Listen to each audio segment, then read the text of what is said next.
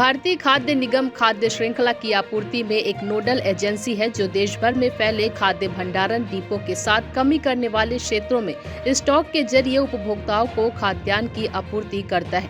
ऐसा ही एक डिपो करगी रोड बिलासपुर में भी है, जहां 18,733 मीट्रिक टन की क्षमता के साथ साथ दूसरे क्षेत्रों में विभिन्न सरकारी कल्याण योजनाओं के तहत उपभोक्ताओं को खाद्यान्न की आपूर्ति करता है।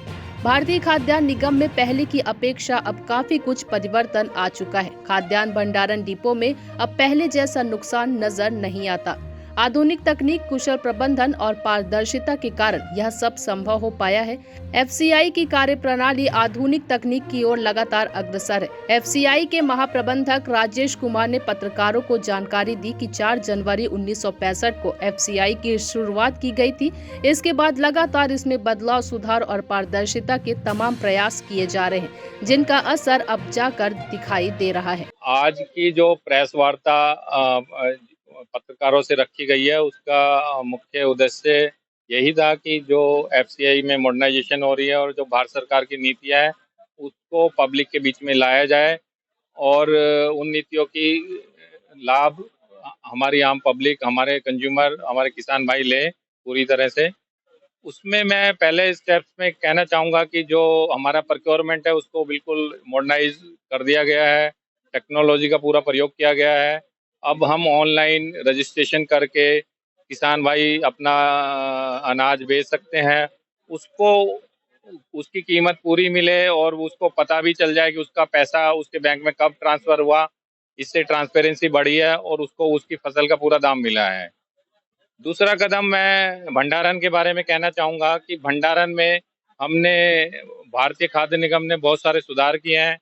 उसमें भी बहुत सारी तकनीक का प्रयोग किया गया है। हमने उसमें डिपो हमने ऑनलाइन कर दिए हैं सारे डिपो। अब खाद्यान्न जब भी आता है और या एफसीआई से इश्यू होता है तो उसका पूरा डाटा हम कैप्चर करते हैं, उसको ऑनलाइन कर देते हैं। उसकी क्वालिटी के बारे में भी सारी चीज़ें ऑनलाइन हो जाती है और उसकी क्वांटिटी के बारे में भी सब चीज़ें ऑनलाइन हो जाती हैं, जिससे हमारे सिस्टम में, एफसीआई के सिस्टम में ट्रांसपेरेंसी बढ़ी है और एक्यूरेसी भी आई है और एफिशिएंसी भी बढ़ी है उससे।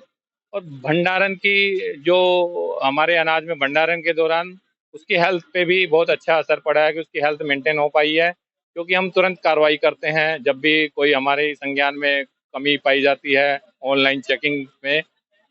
दूसरा कदम इसमें डिपो को हमने पब्लिक डोमेन में डाल दिया है। अब पब्लिक कोई भी जन इंडिया में कहीं भी किसी भी डिपो को देख सकता है कि उस डिपो में क्या एक्टिविटी चल रही है, भंडारण कैसे हो रहा है। कोई भी आदमी हमारी साइट पे जाके सी माई डिपो में जाके किसी भी डिपो को चूज करके किसी भी स्टेट में जाके उस डिपो को लाइव देख सकता है। तीसरा मैं कहूँगा कि हमारे क्वालिटी कंट्रोल में बहुत सारे सुधार किए गए हैं। हमने उसको डिजिटल कर दिया गया है सारे इक्विपमेंट्स को। हमारे जो तोल वाले माप हैं, जो हम उसको तोलते हैं, वो हमारा वेब्रिज सारा कंप्यूटराइज है, उसको डोज से जोड़ दिया गया, ऑनलाइन डाटा फीड किया जाता है उसमें। और जो जितने भी मॉइस्चर मीटर्स हैं उसको डिजिटल कर दिया गया है। प्रिंट फैसिलिटी दे दी गई है कि जिसमें उसमें कोई हेरा फेरी का स्कोप एकदम ना रहे, वो खत्म हो किया जा सके। तीसरा मैं एक भारत सरकार की स्कीम के बारे में कहूँगा कि वो प्रिंट फैसिलिटी दे दी गई है कि जिसमें उसमें कोई हेरा फेरी का स्कोप एकदम ना रहे, वो खत्म हो किया जा सके। तीसरा मैं एक भारत सरकार की स्कीम के बारे में कहूँगा कि वो नई साइलो तकनीक के द्वारा हम 111 लाख टन के साइलो बना रहे हैं, जो मॉडर्न इंटरनेशनल लेवल की तकनीक है। उसमें लॉन्गर स्टोरेज होगा, फूड ग्रेन की हेल्थ को लंबे समय तक मेंटेन कर पाएंगे और हम उसको मॉडर्न तरीके से उसका मूवमेंट और रख रखाव कर पाएंगे। और गुण नियंत्रण में भी हमने 3-4 स्टेज पे बहुत सारी चीज़ें की हैं। उसका 3-4 स्टेज पे हम निरीक्षण करते हैं और कोई कमी पाई जाती है तो उसका सुधार किया जाता है। और बहुत सारे इश्यूज में भी हम पीडीएस में भी बहुत सारे सुधार कर रहे हैं, उसको कंप्यूटराइज किया गया है, ट्रैकिंग सिस्टम लाया गया है। इससे भारतीय खाद्य निगम में बहुत सारी ट्रांसपेरेंसी आई है और हम एक्यूरेसी भी लाए हैं और हमारी जिम्मेवारियां भी निभा रहे हैं। Thank you. एक सवाल मेरे पत्रकार भाई ने जो कॉन्ट्रैक्ट मजदूर है उसके बारे में किया था कि इनका कोई पीएफ और बोनस की बात कही गई है। As a principal employer FCI जिम्मेवार है कि उनका जो भारत सरकार के नियम है उसके तहत उसका जो भी पीएफ या बोनस बनता है उसको दिया जाना चाहिए।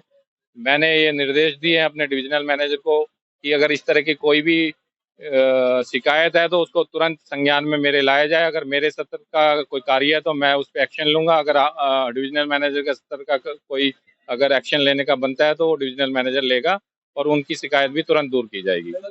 ऐसा कोई मामला मेरे संज्ञान में नहीं आया। ये तो भारत सरकार का नियम है कि जो गाड़ी का कैपेसिटी होगी, जो उसका टनेज अप्रूव्ड होगा, उतना ही अनाज वो ट्रांसपोर्ट कर सकता है। ये तो सरकारी नियम है, उसमें जो ट्रांसपोर्ट विभाग है उसको पकड़ सकता है कहीं पे भी। जो स्टेट गवर्नमेंट का ट्रांसपोर्ट विभाग है इंटरसेप्ट करके गाड़ी को पकड़ सकता है कि अगर वो भार से ज़्यादा, जो क्षमता से ज़्यादा अगर कोई चीज़ ले जा रहा है तो उस पर कार्रवाई कर सकता है। एफसीआई भी इसमें देखिए, हम जो ट्रांसपोर्ट का जो निर्देश जो कानून है उसमें जो मेरी समझ में है कि एफसीआई डिपो के अंदर गेट के अंदर घुसने के बाद हमारी जिम्मेवारी है कि अगर वो